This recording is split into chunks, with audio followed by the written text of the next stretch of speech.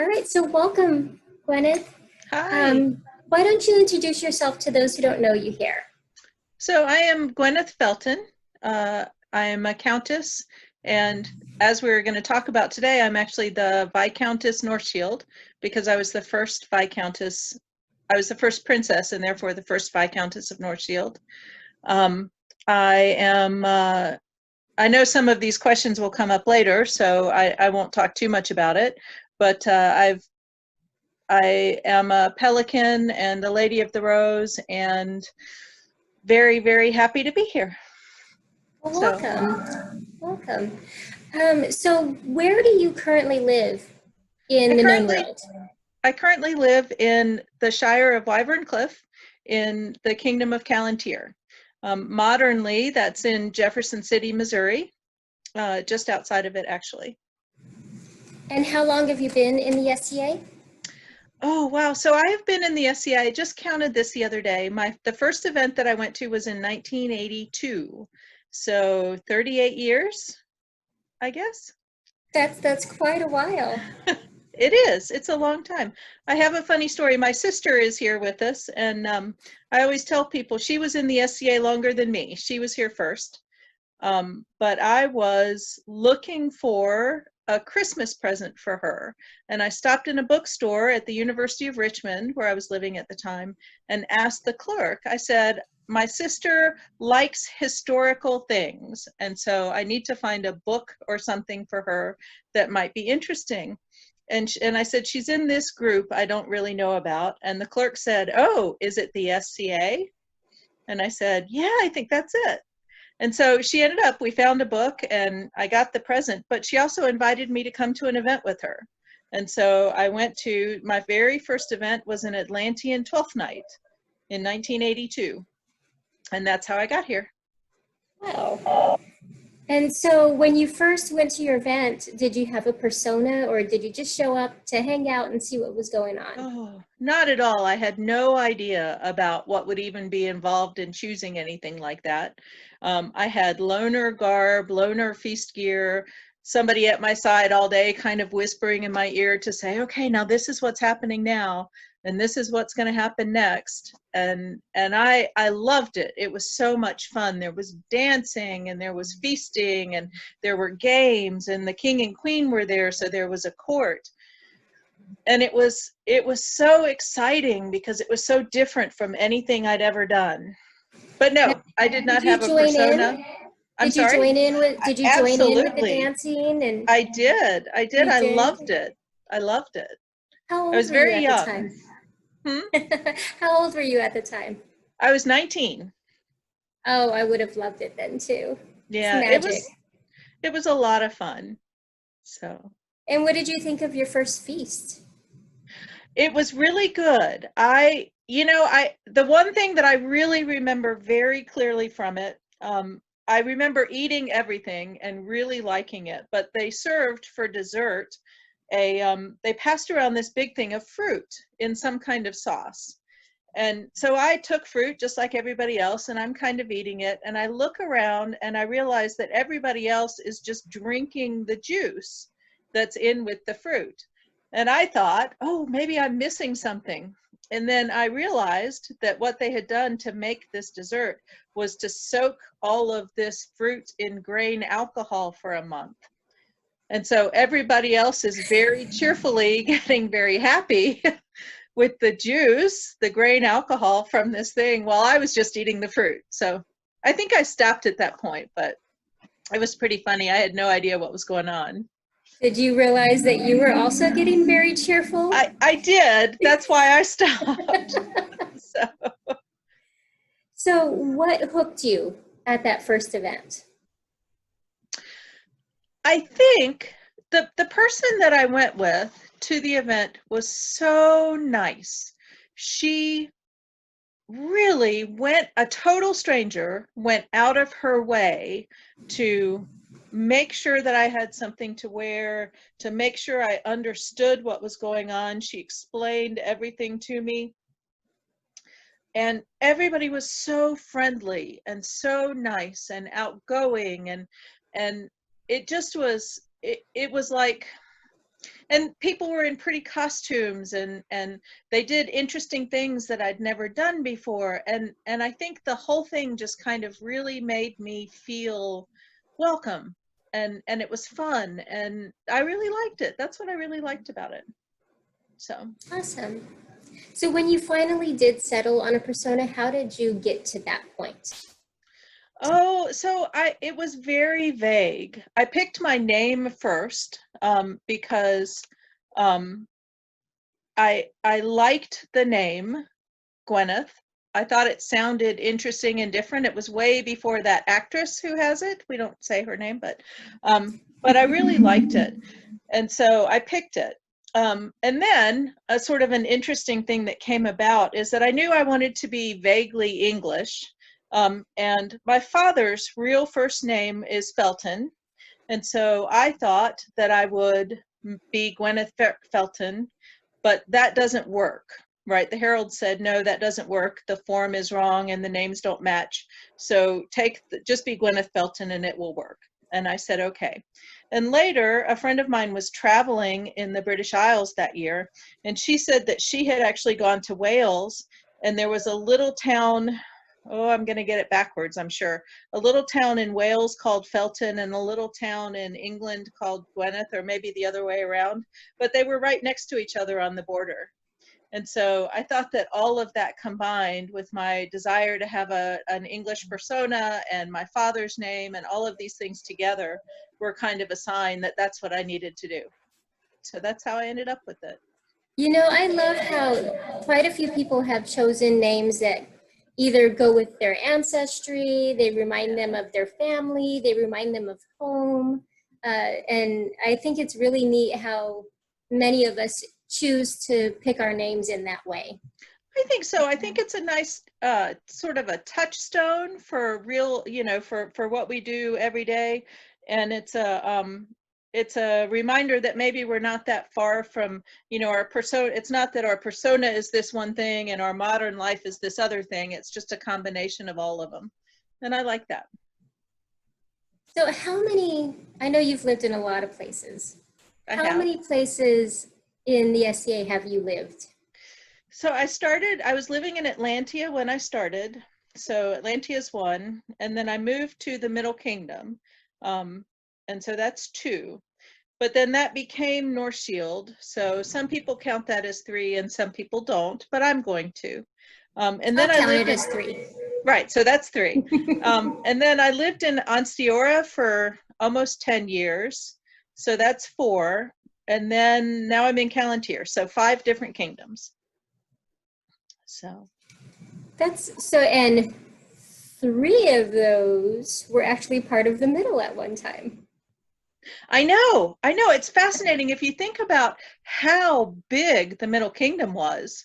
It went from Kentucky in the southeast to Saskatchewan at one point was part of the Middle Kingdom, Saskatoon, Wow. Saskatchewan. Just imagine for a moment that distance. That's just huge. And then if you take the other corner of Calontir and Wichita and then go up through Eldermere, right? Just imagine for a minute how huge that is. Nobody could, that's such a varied thing. Right. It's huge. I'm sure we'll get to this later, so we don't have to talk about it much, but I could only imagine being crowned and trying to get to all the corners of your kingdom. Oh, it would be crazy. During that time. Yeah, it would be just crazy. All right, so we've reached a point where we're going to move towards the second section of this talk. So if anybody has any questions about Gwyneth's early life in the SCA, now's your chance. All right, we'll move forward. Okay, so so I looked online, and you have quite an impressive sheet of accomplishments. Oh. It's just the page you keep scrolling and scrolling and scrolling. But there's one thing that I brought you here to discuss today. Okay. And I wanted to bring you on to discuss this because it's one of those mysteries that not a lot of people know about. How kingdoms are created, how principalities are created, Oh, yeah. how it starts. So I thought it was a pretty interesting thing to pick your brain about. Well, So when you first joined Northshield, it was part of the Middle Kingdom. it was. So let's talk about being the first princess of the Principality of Northshield. Tell me about how Northshield became a principality. What was the... Go. So that distance that we were talking about, really, it's a good segue into this conversation, because I think it's not possible, at least in the modern SCA that we think of today, I think it's not possible for one kingdom to span such a broad geographic area, because, first of all, because ruling that, the officers and the crown combined, trying to manage that is huge. It's hard to do. And not only that, but we all know, I think, in different states and different areas, there are different personalities and different groups, and things happen very differently. And so Northshield, one of the difficulties with Northshield is that just the principality, even if you go from the corner of Wisconsin, so Northshield is Wisconsin, Minnesota, North and South Dakota, and the parts of Michigan and Canada north of those states. And the farthest distance to travel in Northshield in driving time is still 19 hours.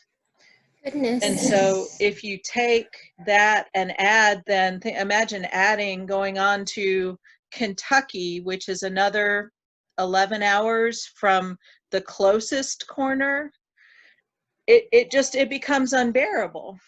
And so one of the things with Northshield was that the people tended to group together and go to events together and, hang out together, and developed a sort of a culture that was closer to those areas, that region, than with the rest of the kingdom. And so it kind of became a natural point that we thought, let's see if we can go off and become a principality. At the time that we first started talking about it, there wasn't really an idea that it would become, and I'm going to go back on a footnote to that in a second. When we were first talking about it, there wasn't the idea that we would become a kingdom. It really was just to talk about being a principality. But as we evolved, people realized that we could. And I say, when we first started talking about it, the idea of Northshield being a principality had been in talks for years before I even came on the scene. But when it first became serious, and that's when I say when we first started talking about it, that's what I mean. So. Okay. So what was the initial goal when you guys went forward? It was, so while we had a pretty good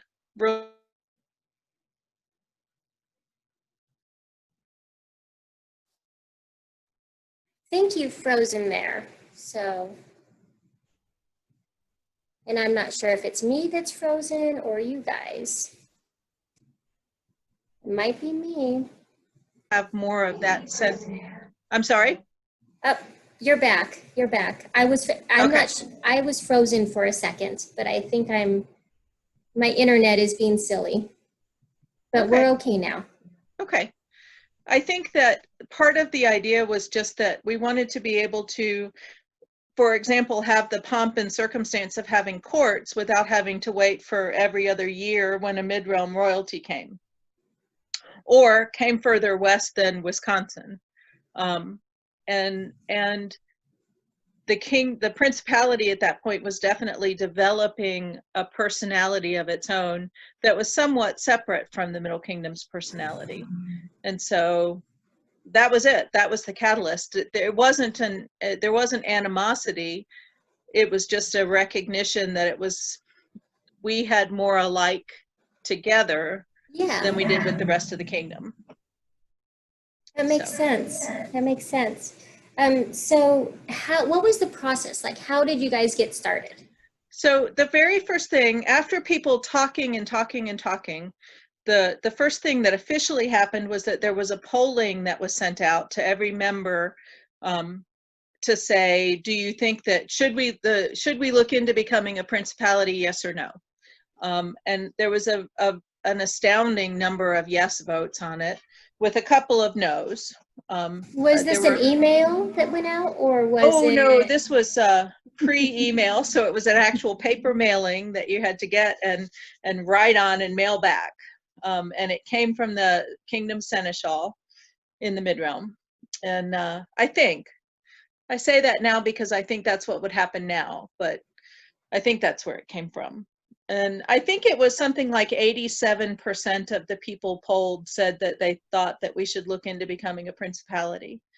So a principality committee was formed with people from each region, and a mix of A&S people and service people and fighting people and officers. So how were they chosen? How were those people chosen? They applied, and they were chosen by, I'm sorry, I forget how they were chosen. Okay. I suspect that it was through a Middle Kingdom officer, like an officer for new groups, or the Seneschal, somebody from the Seneschal's office. That makes sense. Yeah. That makes sense. Probably like a contact group would be chosen today. Yeah. Probably. Okay. Yeah. Okay. So, but they got together and they looked at all of the requirements for a principality and started putting together all of the information needed and making sure that we would meet those requirements. Well, I read up on it a little bit before this. Was it at that time 100 people? Was that what it was considered? I think it was, yeah. Yeah, we need to have 100 I think that's still what it is. Yeah. I know it used to be 100 for a principality and 400 for a kingdom. Okay. So. How long did it take to become a principality? I knew you were going to ask me that. So I moved into the region in 1990, and our first principality coronet tourney was in 1996. So somewhere less than 6 years. I want to say it was about 2 years, but it might have been a little longer than that. Oh, you know what? It was not, because 1994, I know that some of the people here have been in the SCA longer and will remember the infamous 1994 board debacle. It had that sounds like a whole other chat. It is not related to this, but for those who know about that, the second board meeting in 1994 was something that I and a friend of mine coordinated in Milwaukee. So it was a fascinating time. But it was after that the principality movement really got started. So about 2 years. Okay. So that takes us to when the principality was approved. Were there any interesting requirements to be part of that consort, the first coronet tourney? There weren't. I was trying to remember if there was any requirement for an A&S element or a service element, and there really wasn't anything at that point. It had to be, the list was approved of course, by the Crown of the Middle Kingdom, right? So all the letters, we had to send in letters of intent, and they had to go through that Crown. But I don't remember there being any particularly, it must have followed the rules for Middle Kingdom Crown tournament requirements. But are they similar to now? How many events have you been to, and what is your purpose? Yeah, we had to write a letter, and we had to do that. The interesting thing that I remember about the tournament itself, that is the thing I kind of miss now, is that there were 32 people who fought in the tournament, 32 entrants or couples that entered. And that's a perfect tree. It is, I know, right? all of the fighters introduced their consorts to the crowd the day of the tournament. And I know it takes too long and people don't like to do it anymore. No, tell me because about it's it. so How does long. that go? Like they Oh, just it's so like heartwarming. I want to hear about this. This sounds fun. Because the fighter comes in and you know, so they introduce them to the sitting royalty, whoever that is, but then they would just turn around and they would say, you know, hi, my name is so and so and today I'm fighting for so and so, and either something along the here's who they are, or here's why I think they're worthy to be your ruler. And it is some of the most heartwarming and affirming and positive things that I've ever heard in the SCA. I used to love that. And it just on all sides, it's kind of just very stirring, and it really gives you a sign of why people are making the choices that they're making. And I really enjoyed that. It's a thing that's kind of gone by the wayside.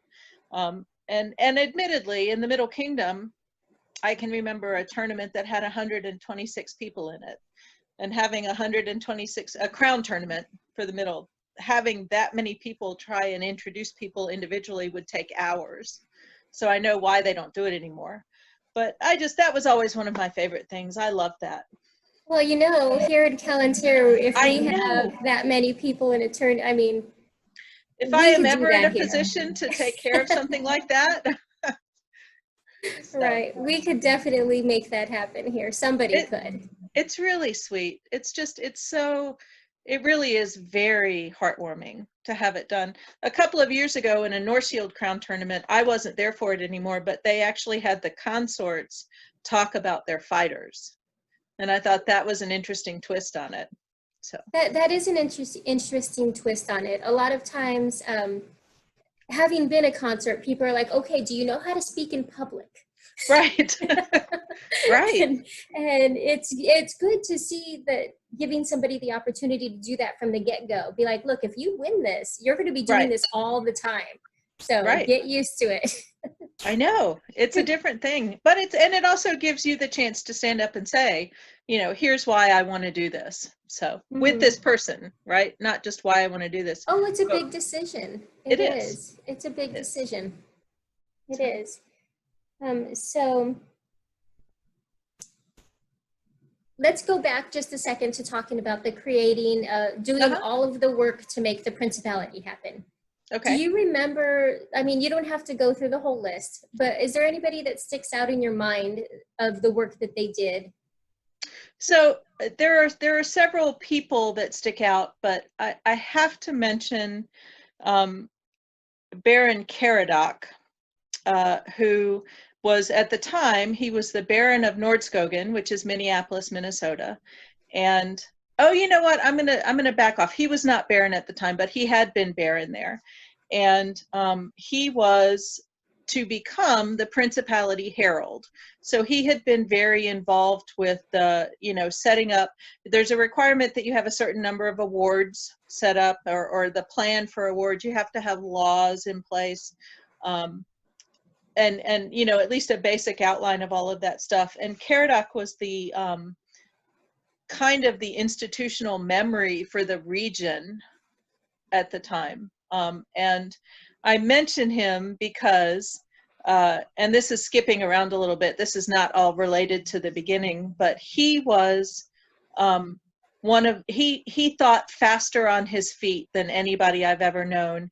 And he had such a wealth of information just tucked away in his brain that, you know, he's the one that if you said, well, in 1972, I have this vague memory that this thing happened, and he would be the one who would be able to say, oh yeah, that was in Winnipeg, and so was here, and these 6 people were in the room. And he really, I think, was a very strong force in making sure that things kind of kept on the right track without losing the flavor of the area.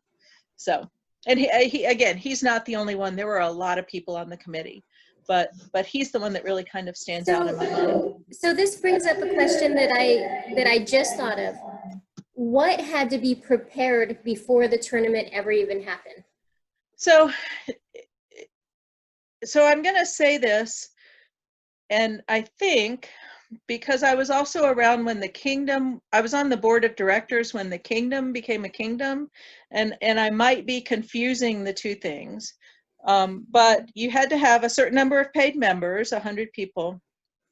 You had to show that there were enough peers to carry on the, no, that's for the kingdom. There had to be a set of laws in place to govern the principality. There had to be a certain number of awards. I think that there were 4 that they came up with, the committee came up with, just very outlines of what the awards would be. There had to be an officer structure and people to fill the officer roles as soon as the principality was created. I think that's the outline of it. Okay. So that. Do you know what those first 4 words were? Do you remember?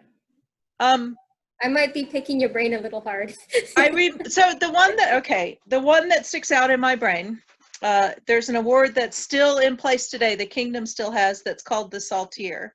And it is an award for people who travel widely to teach. And it's named the Saltier for a knight who lived in the Dakotas who died unexpectedly. And he was known for traveling and teaching and being just a huge part of the backbone of this. The Dakotas are very sparsely populated. And so he was really a force in keeping fighting going and introducing it to people. And so the Saltier was in his arms. And so we adopted that as the award for the principality then, and the kingdom kept it when they went kingdom. So I don't even know who he is, and I got like little chills. So that's a really neat. I am embarrassed to say his name was Thomas, but I can't remember if that was his modern name or his other name, his SCA name. That's okay. We can look it up later. We will. So. So let's go back to the day of the first consort tourney. Do you remember? You remember that day? Oh, absolutely. It was January 6th, 1996. And it was in Northshield, so it was cold. Right. It was in Minneapolis. It was minus, it might have been in St. Paul. It was in the barony of Nordskogen. Okay. It was -6 outside and it was snowing. And I remember it being freezing, just absolutely freezing outside. And it was in this beautiful, beautiful cathedral. So the tournament was held in the gymnasium, but the courts were all held in the sanctuary of this amazing cathedral that in fact had a choir loft in the back. And during court in the evening, there was a choir singing in the choir loft, and oh, it was just beautiful. It created some of that magic. It really did. And what better time to do it than the beginning of a right. group, you know? I laughed at myself because my barony was providing regalia. So all of the groups and various people kicked in to provide regalia. But my barony had decided to make cloaks for the new prince and princess. And I was putting the finishing touches on them. So they were black and gold with compass roses, which is Northshield's thing on them. And I sat watching the tournament, embroidering around the edges of all of these appliqued compass roses on these cloaks, and then laughed because really I could have just taken them home and done it, but I didn't know that at the time. So. You didn't. So when you realized you were in the finals, how did you feel about that? Oh, I was terrified. I was so interestingly, my ex-husband who fought for me in the Middle Kingdom Crown tournament in October, just previous to that, also made it to the finals. And so for that tournament, I was stunned and had no idea. And I realized after I had gotten there that I needed to be better prepared should this ever happen again. So in between the two, I spent a little time reading up on laws and talking to people and trying to get a better idea of what would be required if this happened again. So I was a little less deer in the headlights, but then somebody made some passing comment, and the enormity of what was about to happen really came over me, and I was pretty scared. So do they bring the consorts up to the front? yes. The same as, okay. When Yes. you were standing up there, was your heart like on the other side going It across was. the It room? was. Absolutely. Absolutely. And it's funny because I have this whole memory of the sequence of events of how everything happened. And I later watched a video of it, and it wasn't the same. And I was I was so confused because I know what happened, but it wasn't what happened in the video. So that was pretty funny.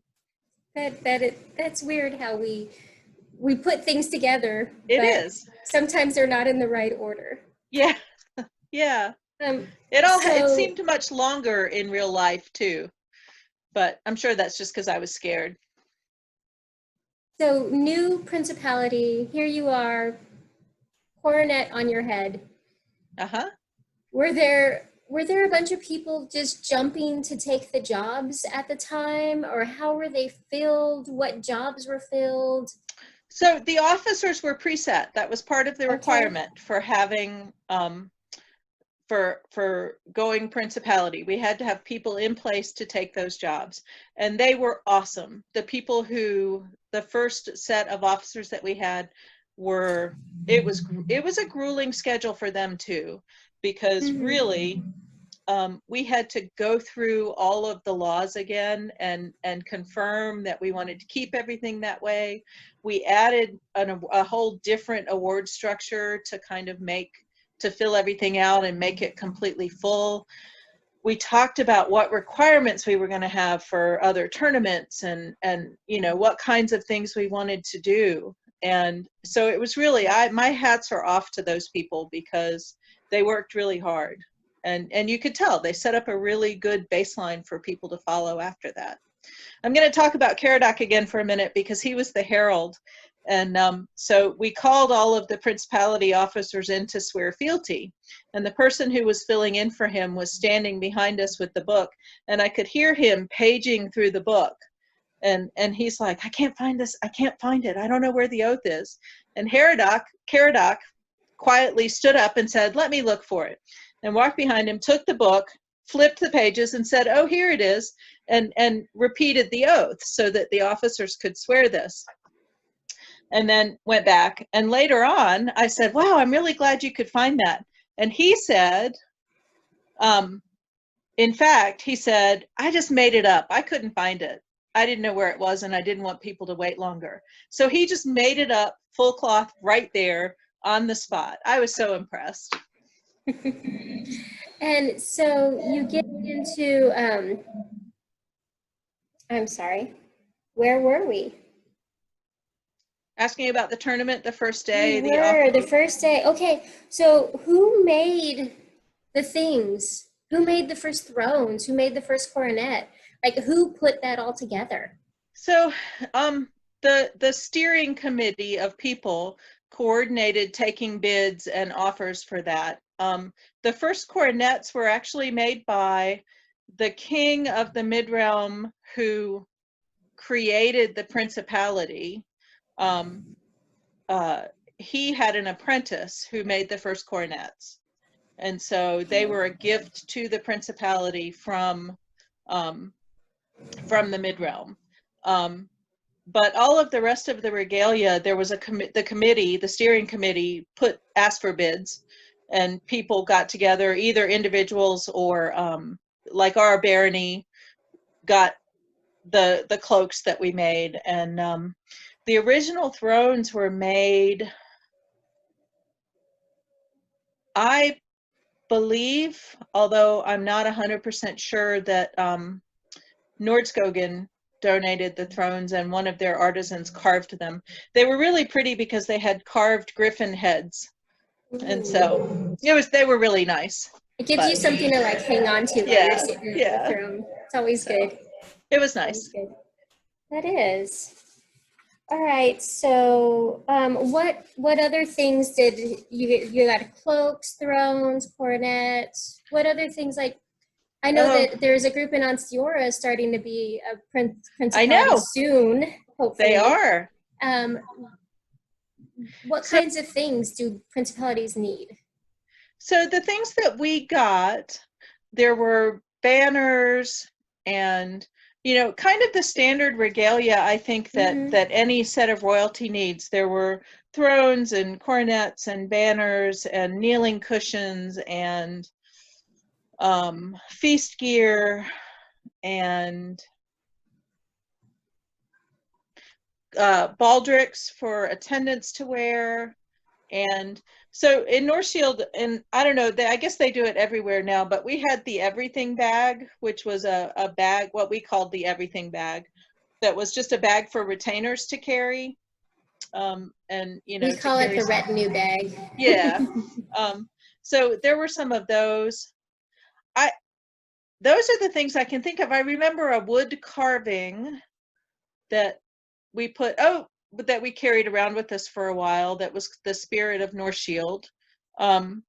There's an award in Northshield or something called the Scroll of Honor, and you can have your name put on the Scroll of Honor. And somebody made a beautiful book that has pages that you can put into it. So we carried that with us for a while so people could see who was on the scroll.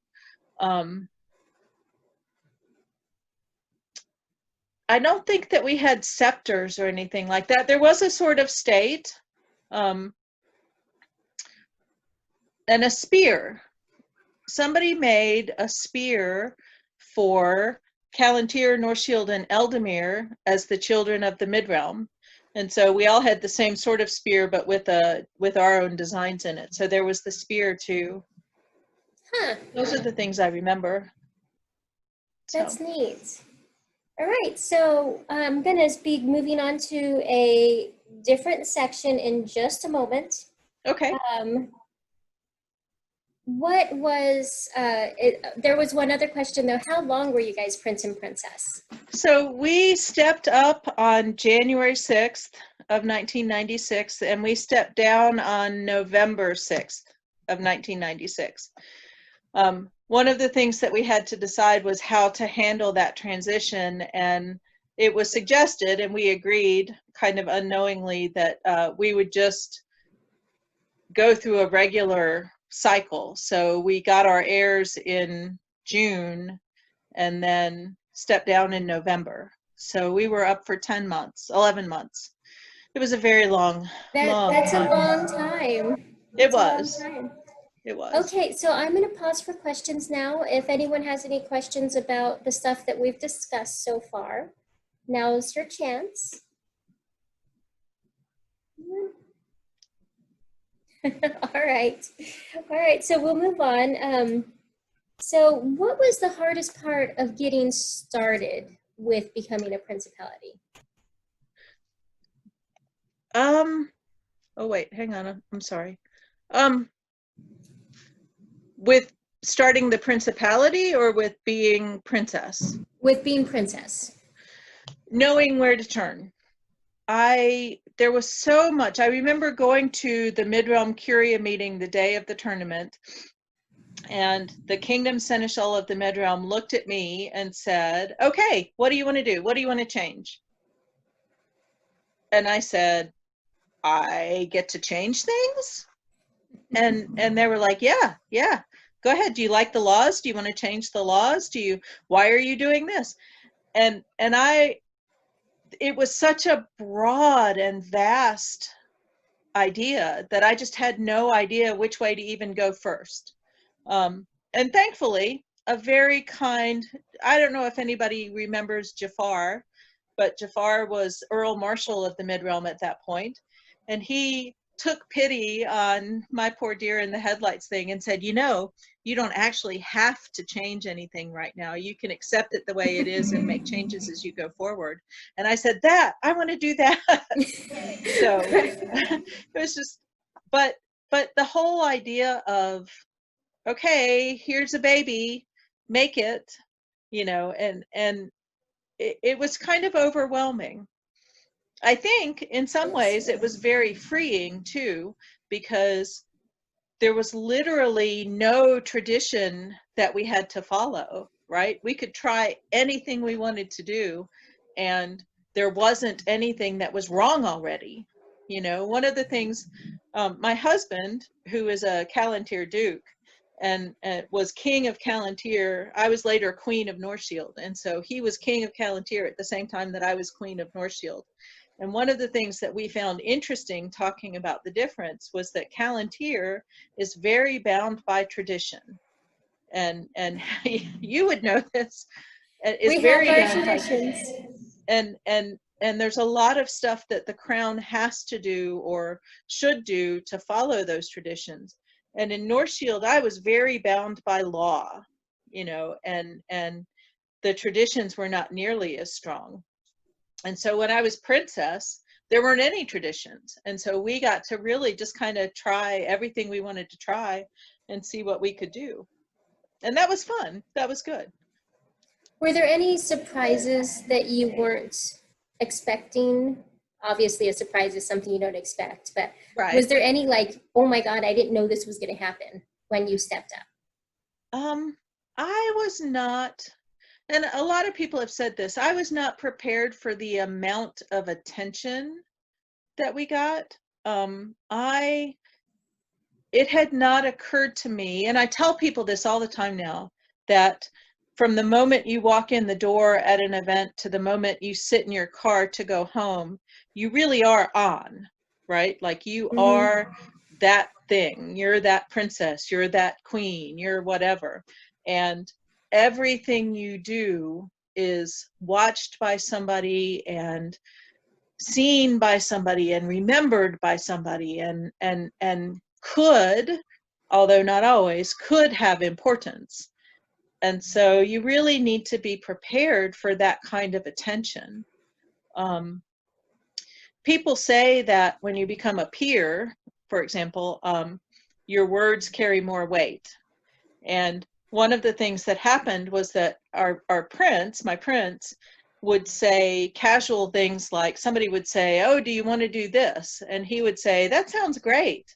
And to him, that meant, what an interesting idea. We'll talk more about it.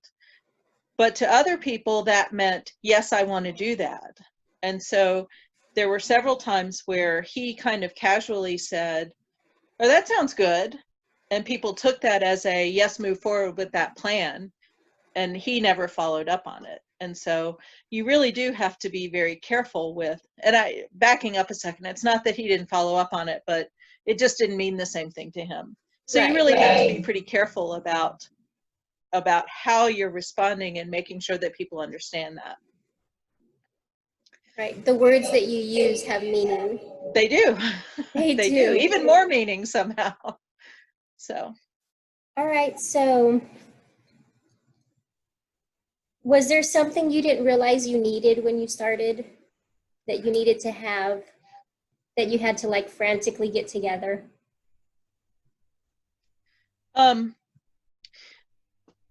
So I didn't have, this sounds crazy in the world of today's royalty, but we didn't have a staff, right? Like we didn't have people to help us do stuff. So I made all of the arrangements for going to events myself. I called groups and I arranged housing and which sounds kind of minor, but thinking about it now. I don't know what I'd do without a chamberlain. Right? Right. We didn't have a chamberlain. They keep your head on. I will say by the end of because it was such a long time, I was exhausted. The last few events really, I think somebody said, okay, now you need to stand here. And I would stand there and they'd say, okay, now you need to talk. And I would talk. So a very dear friend kind of stepped in and helped organize things at the end. But we did not understand, and I did not understand the amount of teamwork that's involved in a reign. And so that's a thing that I would have set up ahead of time, is to have more people involved right away. Oh, yeah. So, yeah. I'm a fan of large households, like yes. royal households to help. Yes. And so, all right, so what are some of the mistakes that were made in the beginning? And it doesn't have to be a bad mistake. Just what are some of the things that could have been done better? Oh, I think that I didn't always understand, going back to that idea of the weight of the crown or the weight of your words. I didn't always understand the effect that I was going to have as princess. So Northshield has a camping event called WW Warriors and Warlords, and I went to that and thought randomly, oh, I can just pop into this class and come and see it, or oh, I can just wander around and do this thing. And it didn't occur to me that like popping into a class in the middle of the class would cause the whole class to stop and everybody to stand up, and that it would actually be a thing as opposed to just wandering in and sitting in the back. You can't be sneaky. Right. And so I think it was mostly little things like that now, having both been princess and queen, I understand a little more about that. But at the time, I didn't know, so we had a 4.5-hour court at that same event because it didn't occur to me that, there was all this stuff we wanted to try. So we tried it, and it took 4.5 hours. And we had to have a break in the middle of court so that the Middle Kingdom prince who was there could go to the bathroom. So, I think it's mostly that. I think as I'm saying this, that maybe planning, that the mistakes that I made were mostly related to, I didn't know how to plan for everything. And so if I had been better at planning things, I wouldn't have made the same mistakes. And one of the things about being the first princess is you didn't have other roses around to help you. Right. Know these There were things. a couple. I mean, I have a very dear friend in Milwaukee who was a duchess, and so she was able to give me some advice. And I had been on the retinue for a queen of the Midrealm, and so she gave me lots of really good advice. But I didn't know what questions to ask all the time. So Right. So what were some of the big successes that you had? I think that so the first Penzic that we went to, the first Penzic is a principality, we had over 200 people at, and we had we instilled a great sense of community in the principality at the time. It kind of, I think, and this sounds egotistical and I apologize, but I kind of felt like we made everybody proud to be Northshield. I mean, I think that it gave everybody a good sense of community and belonging, and I think we did that really well. Afterwards, after the reign, not after Penzic, but afterwards, one of the things that people said that they had appreciated was that I was never afraid to actually show my feelings, so they laughed because I cried every court. Something would happen and I'd cry and everybody would think it was great. But it was so much of it was just so heartwarming that it really kind of instilled this whole sense of, I really do love these people. I really do love this place. And I really am glad that I'm here at this moment. And so that was, I think that sharing that part of myself with them was really a good thing. And one last thing. I'm sorry, go ahead. I think you're right. I agree. I think people appreciate that. I mean, we are all people. We are all real. And that doesn't go away because you're sitting in a different chair. And so, so the other thing that I'm really proud of is that we had a Principality Rapier tournament, and we're going to choose a rapier champion. And it was in South Dakota at a beautiful little state park, and which was 8 hours from home. And so we got there, and the morning of the tournament rolled around, and I realized that I didn't have anything to give to the person who won the tournament. I had not prepared well enough to have a token or something to give them. And so we came up with, one of my friends and I came up with we had a sleeve from a Italian Renaissance dress that we were putting together, that I was putting together. And so we used that as the token to give the winner of the tournament. And to this day in Northshield, the princess has a princess's sleeve tournament to choose a rapier, the sleeve holder. It's not a rapier champion anymore, but it's the sleeve holder. And they use the same sleeve. It's the same sleeve. And they still do it. And every time I hear about that, when Siegfried won Crown Tournament for me, 20 minutes after the tournament, when I'm still kind of walking around in a daze, one of the fighters came up and knelt in front of me and said, "Your Highness, this is yours to bestow." And it was that sleeve, it was that piece of fabric. And I still love that. It warms my heart every time I hear about it. So See, you created traditions. yeah. And I didn't even know. I don't know. Anyway. So I love that. Let's go back to 1996 to Gwyneth, who just became princess. What advice would you give her? So you told me that question in advance, and I've been thinking about that a lot, because I think it's hard. It's kind of like having a baby. When you say, what do I need to know about having a baby? It's so hard to prepare because there's a million different things. But the things that I tell people that I would tell me was, get some help, right? Have at least one other person to really help you with this stuff. And plan ahead. You need to do more planning than you ever think you're going to. But really, don't be afraid to jump into everything wholeheartedly with gusto, because you don't want to miss it, right? Like, I think sometimes people who are royalty, and I did it to a certain extent in the beginning, are afraid, right? There's so many, you think there are so many pitfalls that you become wary, and just don't be afraid, jump in. So I don't know if that makes sense, but that was the best. No, it does. I understand. All right, so what would you tell a group that was trying to become a principality?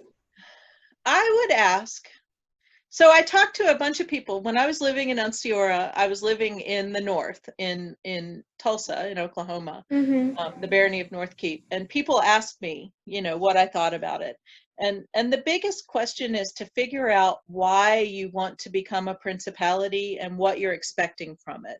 Because if what you want is more awards, not that anybody said that, but just as an example, you're never gonna find that, right? Like being a principality isn't the answer to getting more awards. If you really think that you have a culture and a personality that is somewhat separate or different from the bigger group, that makes sense. If you're looking for a strong royal presence, or I don't know. I think that knowing why you're looking to do what you want to do is really important. And one of the things that came up with Northshield is, are you looking to be a principality and stay a principality, or do you want to become a kingdom of your own in the future? Because there were people in Northshield who did not want to become a separate kingdom. They were okay with the idea of the principality, but they wanted to be part of the Middle Kingdom always. And it was a problem for a while. There was, not a huge problem, but there were people who were upset and disappointed when we became a kingdom. And so I think that managing expectations in that way, figuring out why you're doing it, and then managing the expectations on the other end is really important. So. It is. Well, we're coming close to being at the end. Okay. And there's always one question I ask everyone at the end. Many of us who have served in many different ways within our kingdoms, within the society, we get to a point where we might start to hit what some call burnout. But each of us have a magical SCA moment that keeps us coming back. Mm-hmm. What's yours? I have two. Actually, more than that, but two that I really think about. And so I authorized as a heavy weapons fighter, I don't know, 10 years ago. The first time, well, it was Northshield's third reign and Tristram's first reign in Calontir. And I fought at Penzic, and I got to fight in the woods. I asked to be released to fight with Tristram. And I fought with him in the woods. And it's I don't know who out there has done this, but it's long and it's exhausting. It's a res battle that goes on 2 hours, and you walk in and out. And I wasn't that experienced of a fighter, so I was kind of nervous anyway. But we got in there. There was a big push right at the end. We got back in there. There's not much time left, and we lined up at a hold. And I looked across. We were on a downhill slope. I looked up. And there's this approaching army coming at us. And for just a moment, it was so real that here we were in this, the enemy's on the other side, and I have people on either side of me that I care about, that I have to watch out for and protect. And here I am with my spear, and I'm going to do my part. And by God, I'm going to hold this piece of ground with everything I have. And it was so real for just that minute. And I was terrified because the guys across the way are huge, but it was just so real that I was transported in that moment. It happened. So that's one of them. And then the other one was completely different because it was at a Penzic much later, and it was in the evening, and I went to get something to eat, and I was by myself. And I got some food, and there wasn't anywhere to sit but across the table from a woman who was already sitting there. And so I asked her if she minded if I shared her table, and she said, "Oh, of course, sit down." So I sat down and I started talking to her. And it was her first event ever. She'd never been to an SEA event. She drove by and it looked interesting, so she came in, right? And she signed up for classes, and she had done all this stuff, and we just started talking, and she was so excited. I mean, she was just, everything, all of that stuff from your first event, and when you knew, she was there, and it was so good to listen to her and talk to her and share that excitement with her. And I don't know, that for me, in the whole fighting burnout thing, that was very magic. So It is. I can relate to that moment when you realize why you joined in the first place. Yeah. You remember that magic. It's important. Gwyneth, thank you so much for being here with me today. Oh, you're welcome. Thank you for letting me rant at you for an hour. This All was of you wonderful. who can listen. Yeah. And thank you everyone who joined me. I'm going to do this again in 2 weeks. I'm going to skip next weekend, and in 2 weeks I'll be back on July 25th. I will have our special guests will be Herzog Hirsch Eichmann and Herzogin Magdalena, as we discuss their journey in the SEA with raising a family and staying active at the same time. Oh, yeah. So I hope to see you all then. Thank you. Bye.